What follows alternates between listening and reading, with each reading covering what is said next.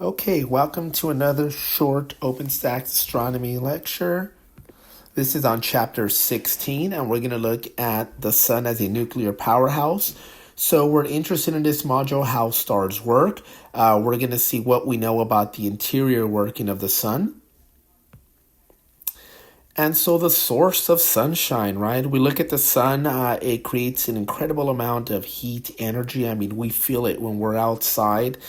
And, how long will it continue to shine, right? What will be the lifespan of the sun? So initially, when you look at the sun, they thought, well, it's heat. It has to be fire or so. And so if we consider like the chemical energy content divided by the luminosity, that's going to end up giving us a good estimate about the lifespan of the sun. And we come up with about 10,000 years if it was fire. And we know this is not long enough because we know the age of the solar system so far is about 4.6 billion years. So that comes up very, very shy.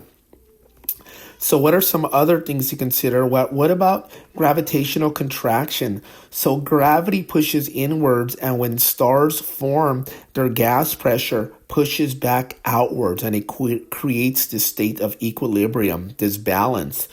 And so maybe it's this kind of gravitational contraction that's helping out with that. So if we consider the energy of that divided by its luminosity, we get about 25 million years, substantially longer, but still very shy to what the age of the solar system is today. So we go to a young whippersnapper here, Albert Einstein. You've probably seen one of his famous equations, E equals mc squared. And the relevance of that is that it says energy is equal to mass times the speed of light squared. Well, the speed of light is a very huge number, and if you square it, that's very, very large. So if you have a big number, all you need to multiply is even something very small, and you're going to get a big number. So the relevance is this, that energy, you just need a little bit of mass to create a lot amounts of energy. And so if we consider nuclear potential energy here by its luminosity, we get about 10 billion years. So that puts the sun at about the halfway point of its lifespan. And so what is this nuclear energy here? Well, two forms, fusion and fission. Fusion fuses two atoms together. Fission cuts it apart. And fission is what we do here on Earth on nuclear power plants, where we're able to split them like a uranium atom. We're able to cut that and create energy, kind of like hydrogen bombs as well, atomic bombs. Now, it's not as efficient. Fusion is a lot more efficient if we're able to merge them together. And if we could harvest that energy, I mean, we could solve all of our energy crisis here on Earth. But it's very difficult to do that. Currently in particle accelerators, we could launch, atoms or particles towards each other to collide, but it takes more energy for us to do that than the energy that comes out. So we don't have that technology quite yet. But inside of a star like the sun, things are so hot and moving so rapidly, fusion occurs very, very easily. So what exactly is fusion here? Well, inside the sun is the proton-proton chain, in where two hydrogen atoms collide.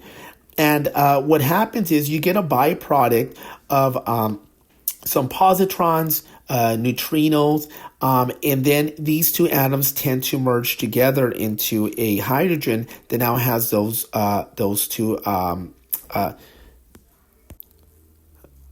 which has a positron and a neutron together. And so then what happens is, well, these guys will now form, and you'll have another collision with the step 2 here of the proton-proton chain, in which another hydrogen comes inside of it. And that's going to create a helium now, helium-3. And one of the byproducts is these gamma rays, and those are the sun rays that we get, right? So creating that. This goes a little bit further. Then you get to those heliums that merge together, creating that helium-4. And again, we get some bit of a byproduct. So in short, the simplified version here is that you get in 4 protons, okay? So those hydrogens, they merge together, and at the end, those hydrogen are going to become a helium, and you get a bit of byproduct. You get some gamma rays that get thrown out, some positrons, and some neutrinos. And the total mass that is lost is only about 0.7%. So a very, very small amount. This is very, very efficient. So all of that hydrogen will eventually turn into helium, right? So, but we lose just a very, very small amount of that mass. So one of the key things is, if in fact this is the way the sun works, well, we should be able to detect a lot of these neutrinos. And neutrinos are particles that interact very poorly with matter. So they're very hard to detect. Right now, currently going through your body, there's thousands of neutrinos just passing through you. So in a mine shaft, they put a very sensitive neutrino detector to try to figure out where these neutrinos are, and very, very sensitive here. And they were able to detect that. They were able to figure out, the amount of neutrinos passing through those sensors compensated to what we would think would be the calculations for nuclear fusion to occur. And we had to put it deep into the underground, because only neutrinos would be able to pass through all of that. All other particles would kind of get stopped on the way there.